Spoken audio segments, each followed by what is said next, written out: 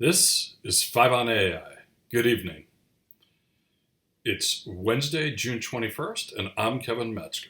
And today, 5 on AI, we will be talking about Google Labs.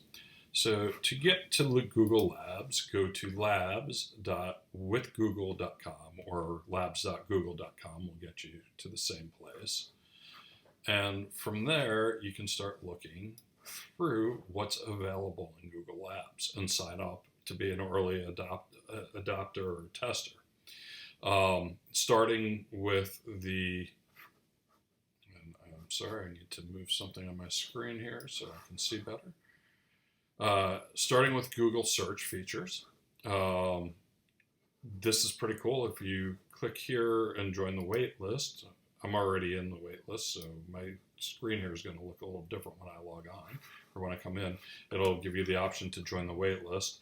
Once you've been added to the wait list, you have the ability to do the search, generative search engine, which is pretty cool. You can do code tips and you can add information to sheets. The adding information to sheets basically lets you click on your search results and add the results to a sheet one by one, which can be useful depending on how you're using it. But what's really cool is the generative search feature, which I like better than Bing's. And I think it's probably where Google will go in the future. And I'm going to go there real quick and just kind of show you. You can see once you've been accepted, you have this little lab icon up in the corner that if you clicked on that, you can turn on your generative search. It's already on for me. And so if I ask, how do I resize the screen in OBS for recording, it will generate a response for me. OBS, by the way, is the tool I use to do the recordings for this. And it's pretty cool. It gives you a summary of what to do right there. How do dogs say hello? Oh, well, I didn't even type it right, finish typing it right, and yet I get a pretty neat response right up front. Dogs use their nose to say hello. They approach each other in a calm and relaxed way, often from the side or along an arc rather than head on. They sniff each other's behinds, which is the dog's handshake. So anyway, it's pretty neat. I like the way it sets it up. It gives you the option for asking a follow-up. Can dogs say human words? Gives you some suggestions for follow-ups, and then it gives some of the top search results. And honestly, I've noticed I don't see as much in advertisement in this. I assume there'll be more advertisements when it's fully integrated into the regular search function, but I think this is what you're going to look at and see, or this is at least an idea of what you might be looking at and seeing once Google brings a full generative search out. So that's pretty cool. Oh, and I will kind of show over here, when I highlight over my search, I've got my ability to bookmark, my ability to share, and now I also have the ability to add the search directly to a sheet. Let's go back to the labs because there's some other cool stuff in here. So Google Workspace this is really awesome. Coming into Google Workspaces, let's go to the Learn More. This is a pretty quick video, but basically it shows an integration into the workspaces and basically allows you in email, in docs, I think even in smart sheets, in calendar to use a generative tool to help you summarize an email, respond to a chain of emails,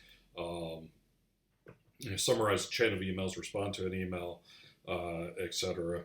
As well as within sheets, within docs, you can ask for assistance in writing and it'll generate text for you.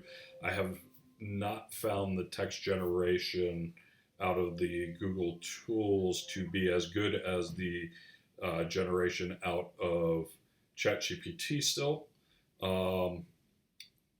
But it does do a decent job, and I think with an email it's pretty cool. So the other thing was, for me, I actually signed up for this last night, so I haven't played around with it a ton. But I was let right in with these features. So I already had signed up for the search experience last week, and I've been playing with that for about a week, and I think the search experience is very, very cool. Let's go back to the labs. This next thing, I think, looks like it's going to be really cool. I'm not entirely sure how it's going to work. There's not a lot of information on it, but basically it looks like it can, if you look at this here, and basically if you go into learn more, it just shows the same thing. You can generate quizzes on information that you're trying to learn, work on ideas, get summaries, and basically it's targeted to the specific information you're focusing on. So I think that looks like it can be very cool. I'm very interested. I've joined the wait list, and I'm interested in seeing how that comes along.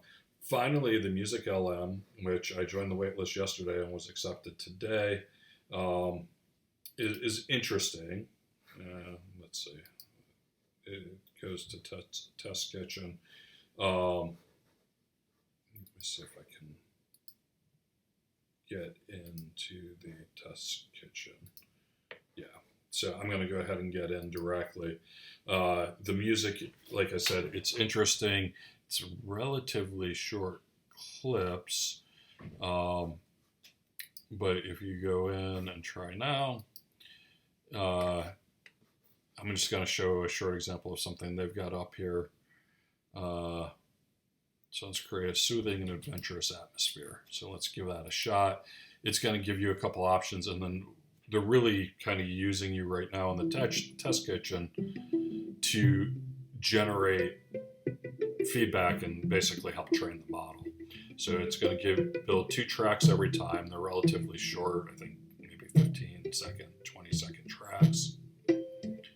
And I honestly, I hear a lot of artifacts in the music that it's been generating. I haven't found it to be particularly great. And so far, just about every track that I've listened to, or every version I've listened to, track 2 has been better, which has just been interesting. That's been the case. And that is today's 5 on AI. Hope you enjoyed listening. If you did, like, subscribe, comment, and we will see you next time on 5 on AI.